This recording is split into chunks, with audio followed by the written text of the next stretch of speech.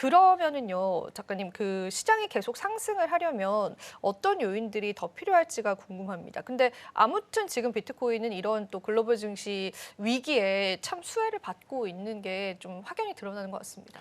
맞습니다. 지금 그동안에 계속해서 미 증시가 안 좋은 움직임을 보였습니다. 동반 하락을 하고 그리고 최근 며칠 전, 이틀, 하루 전이죠. 그때는 이 3대 지수가 모두 다 1%대 이상 하락을 하면서 한 달 동안 가장 크게 또 하락하는 국면들을 보였기 때문에 미국 증시가 좀 불안한 상황이었는데 그 시기에 비트코인은 정고점을 돌파했다. 이 부분들이 굉장히 중요합니다. 결국 이 얘기는 우리가 기대했던 부분들 계속해서 증시와 커플링이 됐는데 이제는 비트코인이 제 갈 길을 간다라는 부분들이죠. 그러면 여기에서는 또 이런 의문이 들 수 있습니다. 그러면 미국 증시가 상승할 때 비트코인은 하락하나요? 라고 생각을 하시는데 그것도 아닙니다. 사실은 이 비트코인은 다면적인 자산이기 때문에 본인의 정체성을 시장의 상황에 맞춰가지고 계속해서 해칭할 수 있다고 생각을 합니다. 그러면은 결국은 잠시 주춤하더라도 미국 증시, 나스닥이 상승할 때는 또 같이 따라갈 수 있는 기술적인 자산이고 혁신 자산이다라는 부분들이 중요한데 그런 관점에서 봤을 때 비트코인은 유동성이 굉장히 중요합니다. 즉 유동성이 살아나면서 시장이 반등을 했던 것처럼 앞으로도 유동성이 늘어나면 늘어날수록 더 많이 상승 구조를 가져갈 수 있고요. 저는 개인적으로 가장 중요하게 생각을 하는데 채택의 관점에서 기관 수요가 아주 급등하고 있는 그런 국면들을 보이고 있습니다. 그러면은 이 기관들이 보유한 물량은 개인처럼 조금만 가격이 움직인다고 마구잡이로 사고 파는 자산이 아니기 때문에 계속해서 공급을 축소시키게 되는 거죠. 이 물량들이 기관이 담게 되면은 계속해서 기관 수요로 묶이게 되기 때문에 그 효과들은 결국은 수요가 늘어나게 됐을 때 공급 충격을 가하게 되고 가격의 큰 상승으로 연결된다고 생각을 합니다. 그리고 마지막으로는 여전히 사이클이 살아있다. 사이클의 관점으로 봤을 때도 지금은 상승장이 진행 중이다. 이렇게 해석할 수 있습니다. 네, 좋습니다. 이런 또 사이클이 계속 진행 중이다라는 부분들도 우리가 잊지는 말아야 될 것 같아요. 요거는 제가 한번 이제 궁금해서 여쭤보는 건데 지금 반감기 사이클도 계속 그 안에 있는 거죠? 네, 맞습니다. 반감기 사이클이 계속 진행 중입니다. 그런 부분들까지도 우리가 생각을 해봐야 될 것 같습니다. 우리 또 뭐 여러 가지 호재들에 좀 반응하는 시장인데 큰 틀로 봤었을 때는 반감기 사이클도 여전히 진행 중인 부분들 살펴보시고요. 자, 그러면은 사실 이제 우리 유동성 관점에서 조금 더 자세히 살펴보면 좋을 것 같아요. 좀 지표 하나를 좀 체크를 해볼까요? 네, 표를 한번 보시면요. 우리가 요 표를 이제 보여드리고 귀신같이 상승을 했던 거죠. 네. M2 통화에 대한 부분들이 사실은 뭐 이거는 제 개인적인 의견이 아니라 시장에서 거의 모두가 다 공통적으로 믿고 있는 관점입니다. 왜냐하면 유동성 자산이라고 말씀드렸듯이 비트코인은 수요 공급 말고 아무것도 없는 거죠. 물론 지금 현재 시점에서는 이 비트코인을 이용해서 디파이 서비스들이 계속해서 확장되고 있습니다. 앞으로 이제는 비트코인이 내재 가치가 없다 이런 얘기도 쏙 들어갈 타이밍이 되어 가는데 그럼에도 전체적인 기조상으로는 채택의 관점이나 거기에 따른 유동성 관점이 더 중요하다라는 부분들이죠. 그 관점에서 우리가 가장 중요하게 봐야 되는 지표가 바로 글로벌 M2 통화입니다. 광의 통화라고 해서 시중에 얼마나 많은 유동성이 풀리느냐에 따라서 비트코인 가격이 움직이게 되는데 이 지표가 일반적으로 비트코인 가격보다 10주에서 12주 정도를 선행한다는 거죠. 그래서 그 지표상으로 봤을 때 아직까지 상승 추세가 이어지고 있기 때문에 앞으로도 한 달 이상 비트코인이 더 추가적으로 상승할 가능성이 있다라고 시장에서는 보고 있고 더 불리시하게 더 긍정적인 관점을 가지신 분들은 이것보다도 더 많이 갈 것 같다. 이런 관점을 이야기하는 분들도 많이 있습니다. 자, 그런데 여기에서 추가적으로 또 봐야 되는 부분들이 있는데 여러 측면에서 이 유동성이 풀리고 있는데 그러면 이거를 뭔가 국가적으로 조금 더 좁혀가지고 한번 주요 국가들 기준으로 봤을 때 어떤 국가들에서 유동성이 나오고 있는지 보면은 우선 시장에서 가장 기대하고 있는 거는 중국입니다. 중국이 최근에 금리를 인하했고 부양책을 통해서 시장을 계속해서 살리겠다라고 했는데 이 부양책을 위해서 동원되는 자본들은 결국은 어디로 이동하게 되느냐?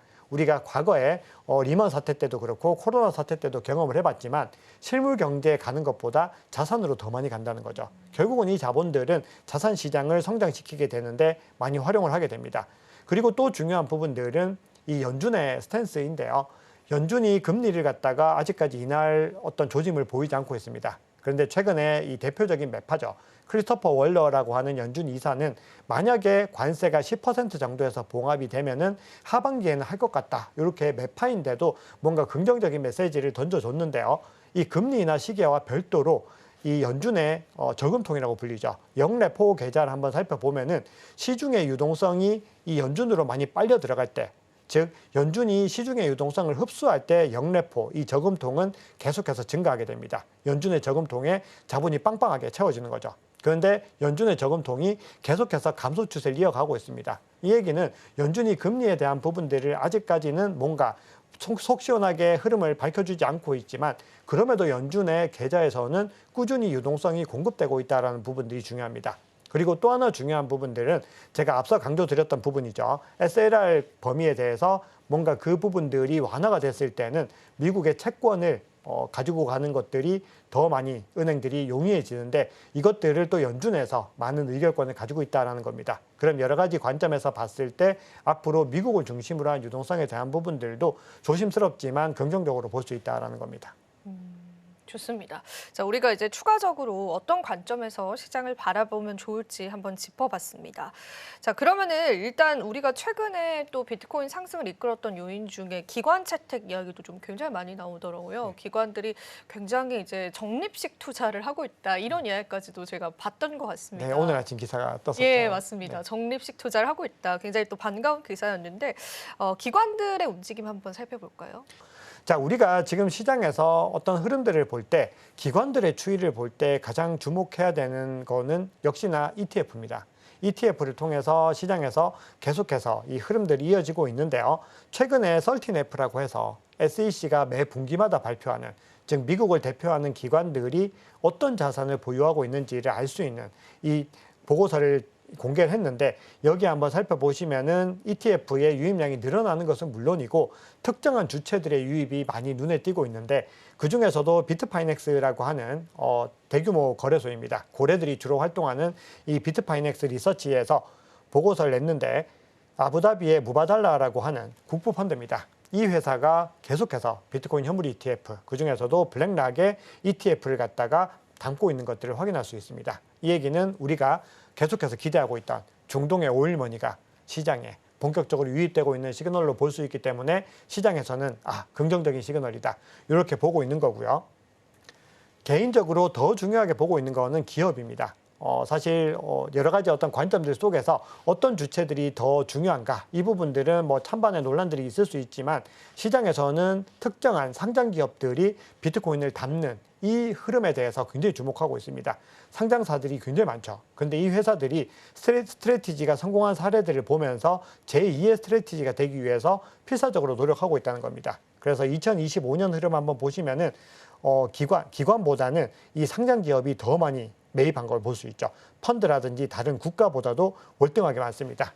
이 흐름들은 결국은 기관들보다도 기업들 중심으로 해서 앞으로 흐름들이 또 같이 이어질 수 있다라는 거죠. 그런데 여기서 또 하나 고무적인 게 있는데, 그동안에, 즉 2025년 동안에 중요한 기관들이나 기업들은 매입을 하는데 개인들은 매도를 하고 있습니다. 그렇네요. 그만큼 개인들은 늘 뭔가 흐름을 반대로 탄다는 겁니다. 그래서 우리가 어떤 주체들을 더 따라가야 되는지는 이 표를 통해서도 확인할 수 있는 거죠. 네, 이렇게 저희가 또 시장 이야기 계속 나누고 있습니다. 그렇다면은 지금 현재 긍정적인 이런 사이클들이 잘 돌아가고 있는지도 한번 짚어볼까요? 네, 제가 앞서 비트코인 가격을 상승시키는 요인 3가지가 유동성, 채택, 사이클이라고 말씀을 드렸는데, 이제 그 세 번째 마지막 사이클입니다. 자, 표를 한번 보시면요. 우선 이 표를 보여드리기 전에 기본적으로 이렇게 한번 말씀을 드리고 싶습니다. 우리 앵커님도 마찬가지고 저도 마찬가지겠지만, 비트코인 가격이 4월에 그렇게 많이 하락했을 때도 견딜 수 있었던 동력이 뭘까요? 저희요? 믿음이었습니다. 믿음. 맞습니다. 그 믿음에 대한 지표인데, 이 지표가 예. 믿음에 대한 지표입니다. 그런데 네. 그 믿음의 중심에 뭐가 있는지 생각해 보면은 사이클입니다. 즉 사이클이 살아있다라는 관점이 없으면 이 구간들을 견딜 수 있을까요? 불장 사이클 맞습니다. 말씀하시는 거죠? 네. 네. 저는 견딜 수 없다고 생각을 네. 합니다. 결국은 이 사이클이 이정표, 등대 역할을 해주고 있는데, 자, 한번 보시면 이 신뢰 지표에서 과거에 사이클 정점을 찍었던 세 군데 구간 한번 보시면은 거의 비슷한 수준까지 올라가 있습니다. 근데 아직은 월등하게 낮은 데다가 이걸 색상으로도 한번 과열 구간을 표시해 봤는데, 주황색 정도까지 밖에 못 갔는데 이게 빨간색까지 표현되는 구간들까지 진입을 했죠.